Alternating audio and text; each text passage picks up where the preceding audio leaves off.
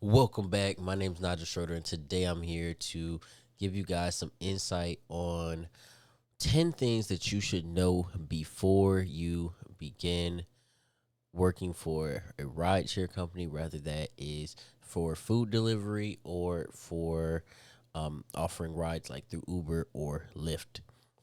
So, just to get that started, the first thing that I want you guys to know is that um, it's quite the obvious one, but you need to pay attention to how much gas your vehicle consumes compared to what the order is. So a lot of these ride share companies, and especially the food on the food delivery side, they're starting to kind of pull back what they offer to the driver.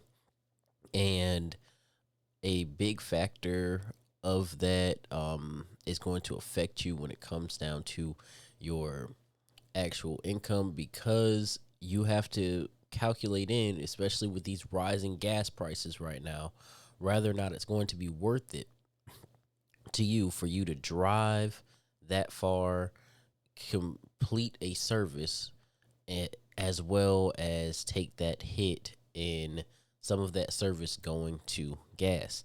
Now, along with gas, step or reason two, or the second thought that you should be thinking, um, before you begin going into rideshare, is the maintenance. So the maintenance on your car can heavily affect. If you have a expensive car, rideshare is not going to be great for you. Food delivery is not going to be great for you, because unless you're delivering and you're getting those luxury fees like a Uber X or something to that nature, if you're just delivering food as a normal vehicle, it's going to cost you more in oil changes and tires and all the other maintenance things that you have to get done on your car.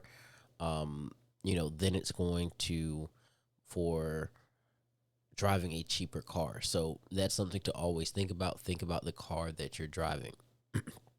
Now, the next thing is city size. And this is a big one. Depending on the size of your city, it can heavily affect how much money you make. If you live in a small town versus living in a large town, you're going to see a huge difference in your income. So, that's something to definitely think about, is the population in your city, because that will definitely affect your income when it comes down to being a rideshare driver. The next thing is traffic. Now, if you do live in a larger city, how poor is the traffic? Remember that your traffic is going to affect how you make money in so many ways, because it's going to affect, how cautious you have to be on the road. You should always be cautious. But if you're in a city with super high traffic and, a large volume, you have to be extra cautious, just as well as that can affect other things down the line that we're going to talk about, like your insurance, um, and it can affect how quickly you're able to make your money. So the next thing I think you should think about is your taxes. So now that we're down to number five, taxes is very important. You got to remember that you can either choose to be taxed as an individual or as a business, and regardless, there's no taxes that are removed your from your check. You're getting your plain check. So at the end of the year, you're going to have to pay back taxes on that, whether that's self employment tax or income tax. The next thing that you want to consider, number six, is your customer service skills. So if you're not a people person, it is still something that you can do, but you have to be conscious of that, especially when you're dealing with, having people in your vehicle, as well as with their food, though. Um, if you know that you're a very particular person, you have to really allow yourself to loosen up and adjust in order to work in, these fields because you don't want to come off as rude to your customers, as well as if you know you just don't have the personality to work with people. It's just best not to put yourself in the customers through it. So your next tip is going to be wait time at the restaurant. So this is a extremely important one. Um, because your wait time at the restaurant can affect how much money you make. So when you're looking at restaurants, if it's a fast food restaurant versus somewhere where you sit down and eat, and you'll learn this especially as you start to pick up orders. I used to drive in Orlando when I was in college, and there's this one restaurant I'm not going to name, but I will just say there's this one restaurant in Orlando, and if you drive Uber Eats in Orlando, this restaurant. They do not care. They will put that the food is ready and still be cooking it, you know. And this restaurant will have you sitting there waiting for an hour.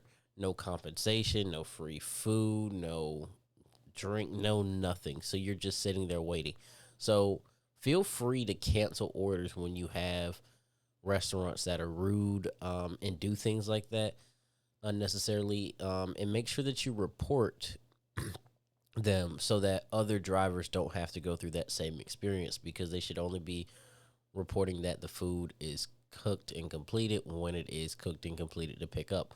A lot of Uber drivers, same thing with DoorDash, and Postmates, they're unaware that when it comes down to the restaurants, just as you can click and accept, the restaurants also can click to notify you that the food is completed or that the food's being cooked. Like, they have like steps. So they have like, oh, the food's being prepped, the food's being cooked, and then they can send when they're ready for a driver. So if a restaurant has you come there and the food is not ready, then that means that they clicked it so that the timer would shut off, and even though they were backed up. So that's just inconsiderate. So like I said, make sure that you're reporting those restaurants so that it won't continue to happen for other people. Number 8 is, remember that tips aren't mandatory. I think a lot of us, especially with working in customer service, will think like, oh, wow, that person didn't even tip me, and I did all that. I put all this work into this, and they didn't even tip me. That's something for you to think more about. Now, how can I start my own business or do something else, where I can ensure that I'm making the amount of money that I want to make for the amount of effort that I'm putting in? How can I start investing to make more money? All those types of thoughts is what you could be thinking. But to sit back and say, oh, well, I didn't make the amount of money that I wanted to make, it's understandable, but you're going to have those days where it's going to happen. And remember, sometimes people don't tip because they can't afford to, not because there's malice intended. Okay, and number 10, insurance. Be very careful with this, because you can run into instances where you are insured. However, your insurance company does not support, DoorDash, doesn't support Uber, it doesn't support whatever you're driving for. They don't support ride sharing. So since they don't support ride sharing, then you end up in the situation where you have to pay out of pocket for a car accident, or you get dropped from your insurance, or you have some other type of issue. So just remember that, going down the line, so that you don't end up in a situation where you're in an accident and you tell your insurance company, oh, I was driving for Uber. And they're like, oh, okay, great. Boop, dropped, you know. So just be very cautious of those situations. And of course, you guys always know who stick around to the end. We have a bonus. So the bonus, and what most people are not going to tell you, is better ratings and the more rides you pick up are going to get you called more.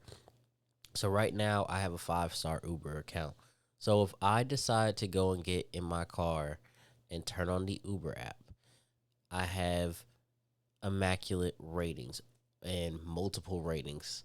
So even though I haven't driven in over a year, if my next door neighbor just started driving Uber today and I have a 5-star Uber account and I turn mine on, even though we're next door to each other, when Uber sends out requests, they send them to the 5-star and the higher rated drivers first, as well as the drivers who pick up the most orders.